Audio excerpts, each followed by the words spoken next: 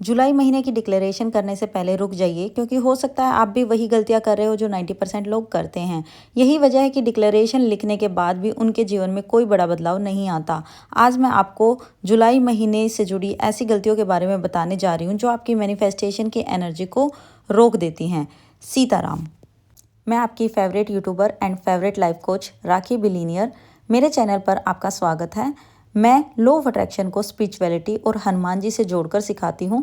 अगर आप भी इन टॉपिक्स में इंटरेस्टेड हैं तो मेरे चैनल को लाइक, सब्सक्राइब एंड शेयर ज़रूर करें। मेरी पर्सनल क्लासेस भी चलती है, बैचेज भी चलते हैं, 1 वीक, 15 डेज़ और 1 मंथ के बैचेस भी चलते हैं। तो अगर आप लोग अपने आप से कंसिस्टेंसी फॉलो नहीं कर पा रहे हो, जानना चाहते हो कि मेडिटेशन कैसे होती है, इतनी सक्सेस स्टोरी कहाँ से आ रही है, तो आप दिए गए नंबर पर कॉन्टैक्ट करके हमारे बैच में जुड़ सकते हैं।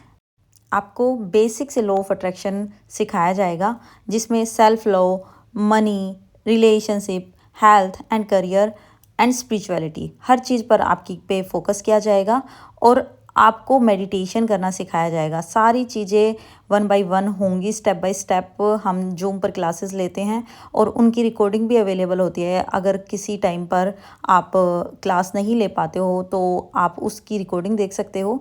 मॉर्निंग, इवनिंग, आफ्टरनून, हर तरह के बैच अवेलेबल हैं।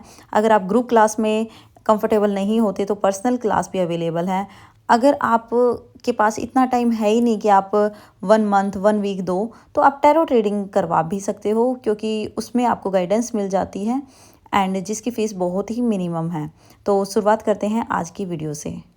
दोस्तों, हर महीने हज़ारों लोग डिक्लेरेशन लिखते हैं, लेकिन उनमें से बहुत कम लोगों को अच्छे रिजल्ट मिलते हैं। इसका कारण कई बार डिक्लेरेशन की गलतियां होती हैं। गलती नंबर 1, बहुत अवास्तविक डिक्लेरेशन लिखना। फॉर एग्जाम्पल, आपकी अभी महीने की कमाई है 5,000 रुपये और आप सीधे लिख देते हो कि जुलाई में मेरे पास 5 लाख रुपये आ जाएंगे।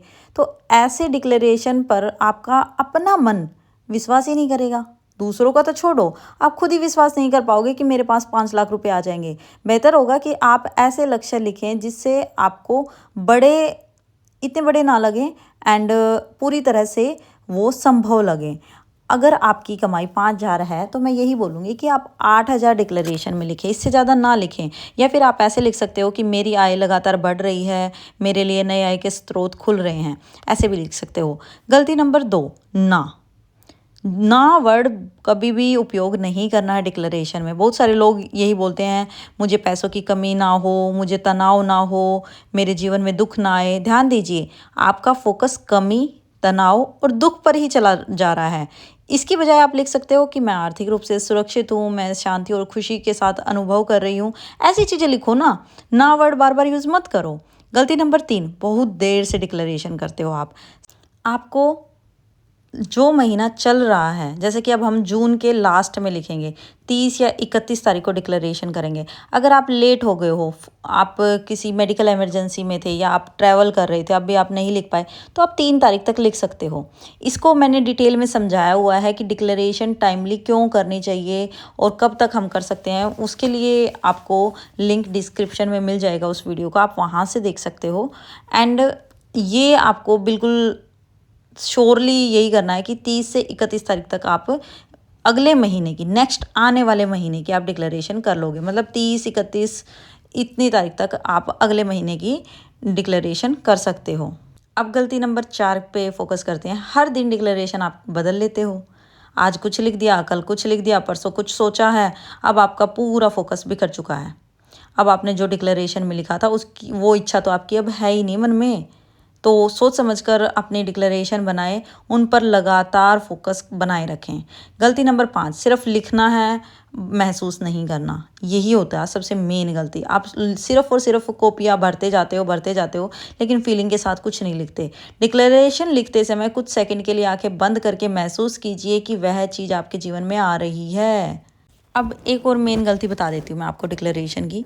कई बार क्या होता है कि आप लोग किसी की डिक्लेरेशन को कॉपी कर लेते हो। ऐसा भी नहीं करना चाहिए। मैं खुद अपने वीडियोस में बताती हूँ कि एक वीडियो मैंने बनाई हुई है जिसमें मैंने डिक्लेरेशन करके दिखाई है, लेकिन आप एज इट इज़ कॉपी मत करो ना। सेम नहीं करते। वो मैंने इसलिए लिख के दिखाई है कि कई लोगों को समझ में ही नहीं आता कि डिक्लेरेशन कैसे करते हैं। तो जो फर्स्ट टाइम कर रहा है उसको थोड़ा आइडिया मिल जाता है कि ऐसे करनी है। अरे मेरे इष्ट देव कोई और है, आपके इष्ट देव कोई और है, मेरी इच्छाएं कुछ और है, आपकी इच्छाएं कुछ और है। तो आप ऐसे सेम चीज़ें नहीं लिख सकते ना। मेरे को तो अब ब्लैक हेयर्स चाहिए, किसी को ग्रे चाहिए, किसी को ब्राउन चाहिए, तो वो अलग अलग डिक्लेरेशन हो गई ना। तो आप इस चीज़ पर थोड़ा ध्यान दिया करो। और एक मेन जो सबसे लास्ट गलती मैं जो आपको बता रही हूँगी, लास्ट बट नॉट लिस्ट, विश्वास से ज़्यादा डर पर ध्यान देना। डिक्लेरेशन लिखने के बाद बार बार ये सोचते रहते हो कि पता नहीं होगा या नहीं, शायद मेरे साथ नहीं होगा, मुझे तो कुछ नहीं मिलता, मैंने तो बहुत सारी टेक्निक कर ली उसके बाद भी कुछ नहीं मिला। तो ये सारी चीज़ें आपके मन में नहीं आना चाहिए। डिक्लेरेशन लिखने के बाद अपना कर्म करते रहिए, परिणाम को लेकर अत्यधिक चिंता मत कीजिए। अगर आप हनुमान जी के भक्त हैं और डिक्लेरेशन लिखने से पहले कुछ मिनट पहले सीताराम लिखोगे तो आपकी डिक्लेरेशन ऑटोमेटिकली पॉजिटिव एनर्जी में आ जाएगी। याद रखिए, डिक्लेरेशन कोई 100% भविष्य बताने वाला जादू नहीं है। यह आपकी वर्तमान सोच, ऊर्जा और प्रयासों का सही दिशा देने का एक माध्यम है।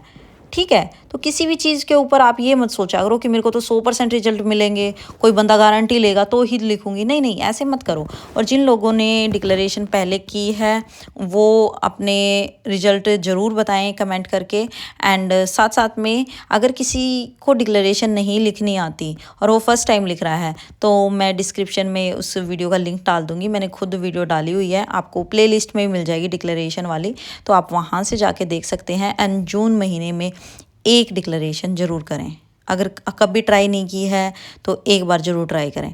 अगर आपने पहले ट्राई की है तो इन गलतियों का ध्यान रख के उसके बाद एक बार ट्राई करें। तो आई होप आपको वीडियो अच्छी लगी होगी। कमेंट में सीताराम ज़रूर लिखना। पब्लिक ग्रेटिट्यूड करना बहुत ज़रूरी होता है। थैंक यू तो मेरे को लगता है आप जो भी कोई वीडियो देखो उसके नीचे करना चाहिए, भले वह मेरी हो या किसी और यूट्यूबर की।